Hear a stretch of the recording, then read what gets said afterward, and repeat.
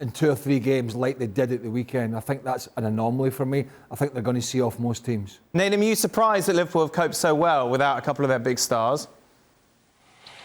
Not particularly, no, because as those guys were leaving, I didn't think they were necessarily going to change the identity of Liverpool Football Club. And to add to that, as Stevie said there, like Diogo Jota was there. You know, Salah left, and now Diogo Jota was the active highest scorer in the Premier League. And, you know, he's carried on about his business. So, like, as I say, you look at that team, you look at the midfield, look at the back line, like, Liverpool's still a very, very good side, and the teams that they've come up against have been more than capable of winning those games because they're still a step ahead. So even though, you know, they're not at their absolute best, they've always, it feels to me like they've always still got enough to be able to beat most sides in the Premier League. And I think once those guys come back, yeah, the race is on. But I'd argue that for them, they never thought it was over. I think this is a side where, you know, except for last year, the 2 years prior, they accrued nearly 200 points in the Premier League with basically that sort of side there. So who are we to doubt them when they're more than capable in terms of getting those points on the board, and it doesn't always have to come with a flawless performance either. Frank Leboeuf, welcome to the show. Let's get straight to the maths of it. What percentage chance do you give of Liverpool winning the title? I would say 20% because, as Craig mentioned, you know, you have to accept the fact that Manchester City will have to lose 2 games in order for Liverpool to go to the same amount of points if they win the game that they have in hands, which is doubtful because if they drew last week, they won, I don't know, 11, 12 games in a row.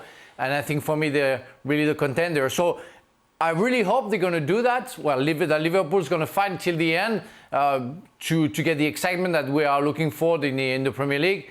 But I have doubts. I think Manchester City is, for me, the favourite and will never drop too many points to make sure Liverpool get back to the business. So, no, I only 20% for the sake of it, but no more than that. I thought you saved the percentages for Don. I know, I do, but I feel it's apt now because I remember we were talking on Sunday and you gave it 70-30.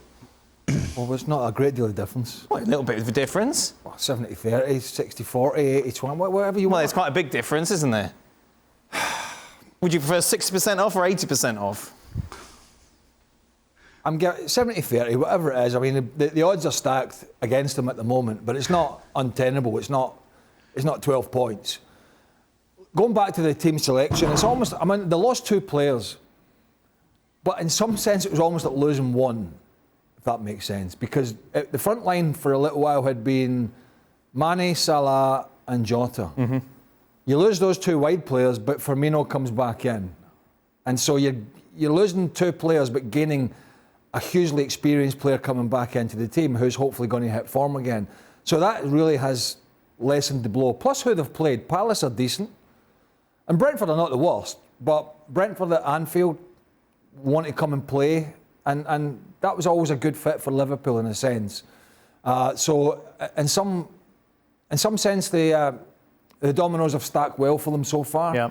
And they've taken advantage of it, and now they need to put a run together. But it does need, City do need to be pushed. There's no doubt about it. And somebody needs, Chelsea have not been capable, and I think Liverpool at the moment I don't know what the boys think, but I'm kind of more worried about them defensively. Right. With the upcoming games than I am about them scoring goals. Overall, you take a look at the fact that obviously they have different priorities. I think I'm right in saying this, in the fact that Liverpool fans want to win the title, Manchester City fans want to win the Champions League. Does that come into play at all? No, hold on. What? I don't think that's correct. No? Which part? Man City I'm a lot of Man City fans, and Nathan will be able to talk much better about this than me. Right. Seem to have, you're looking at me like that, they seem to have a problem with, it seems, UEFA and some of these competitions. And my understanding is that they're happy to be winning their domestic title. I think it's the board and the manager that are more keen to be delivering the Champions League, obviously. But I'm not saying the City fans wouldn't want to do it. But they've won the league many times. They've never won the Champions League. That's what it's about. Am I wrong, Nathan? Or tell him he's wrong, Nathan. No, you're spot on. No, it's Dan trying to stir the pot again. I think what you're saying is perfectly valid. Like, when you think about it for City, like, they do want to win the Champions League. The players obviously want to, but at what expense? they've got a potential 6-point lead over Liverpool in the league. The collapse, if they were to lose this title, but then they won the Champions League, would be spoken about more than the Champions League itself would as an overall sort of concept, because that would be alarming. So I think the bread and butter is the league. I think if you win the league and the Champions League, then that's probably what they really want to achieve. But I don't think a season where that's what they win and nothing else, I don't think that's seen as a massive success, because yes, they'll tick a box and say they've won it, but there'll be significant question marks going into the next season, and they tend not to have those because domestically they do so well. Get that pie off your face. It's a bit of ambition, see. It's the manager that wants to do it, and the board, and that's understandable. But you said to me... I said to everyone, no, I know. No, you prefaced your question with City fans. Yeah, no, that's fair enough. Yeah, that's what's wrong. Well, that's Nedum's take, and what does he know? He lives in this high-class castle, doesn't really associate with the real fans. Frank, if you're a player, what would you prefer to win from a City perspective, given that you've already won the Premier League? They haven't. They have. No, they won 3 out of the last 4. Go with you. Oh, yeah, I thought you meant this year. Sorry. Yeah, by the way, do you want to put anything else in his mouth, Dan, while you're going Shut along up, there? Stevie. I'm not talking to you. Sort your hair out. Yeah. Frank. Yeah, right. I mean, listen, you go and comb your hair. Well, because don't bother coming to me, because you're making no sense. Dan is trying to find an ally, and I will go with him. Yes, of course, if you're a player and you're a Manchester City player, you want to win the Champions League because you won a couple of times the Premier League. But, one sure is better than 2 maybe. And if you can get the Premier League and make sure that you can get it, after you can think about the Champions League. So I think the present for the Manchester City player is to secure the Premier League title, and after maybe see if they can do with the Champions League, which is going to be a more difficult task. France, as we've seen before, a terrible ally for anyone. Stevie... Both is the answer. No, don't listen. That's bad. That's bad, because you all know that we love to surrender where we never give up. Go on then, Stevie. What do you want to say? Yeah, go on. Enlighten us. 160 million%, the owners are interested in the Champions League. I'm pretty sure if you offered them one or the other, they wouldn't even think about the Premier League.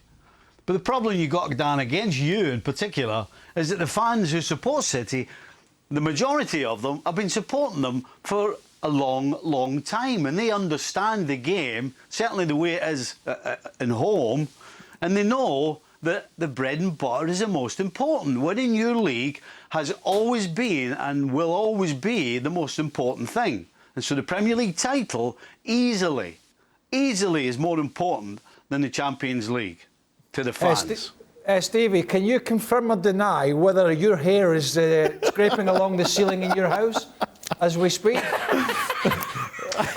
Well, if I hadn't put some gel on and patted it down, you probably wouldn't be able to see the top of it. You patted that down. My God. Goodness me. I never knew you had a motorbike. I'm getting it cut. Honestly. It's getting cut on Thursday, right? Okay. I don't want to talk about it. I'm not part of that conversation. I'd rather have a Champions League than get my hair cut. How about that? Well, they want to win both. Let's be honest about it. But we couldn't sit here and go, I couldn't say, they want to win both, don't they? No, but they need, I think, from the manager's perspective, I think he is desperate. He'll probably say publicly that it's not a big deal, but I think privately, there are still people... I think you have to be a fool if you don't think he's an absolutely great coach. But there are still some out there that are hitting him over the head with the fact that he went to Bayern Munich and he wasn't able to deliver the Champions League like he did at Barca, and it's a similar scenario at Man City at the moment. And if he leaves City, even with all the success he's had in the brilliant football, that will still raise its head again. And I think from his personal perspective as well as the ownership, he's desperate to put that to bed. He had a great chance last year. Well, he's had a great chance most years, but going to the final against Chelsea, team selection. They're in a similar scenario again. Nothing's changed. They've already played PSG off the field. They're in a great position. They get one of the best squads. There is no reason that it's not easy. There's no reason why they can't win both these competitions. And I think personally, he needs to put this to bed by doing it. Thank you very much for watching ESPN FC on YouTube. For more highlights, analysis and exclusive content, be sure to subscribe.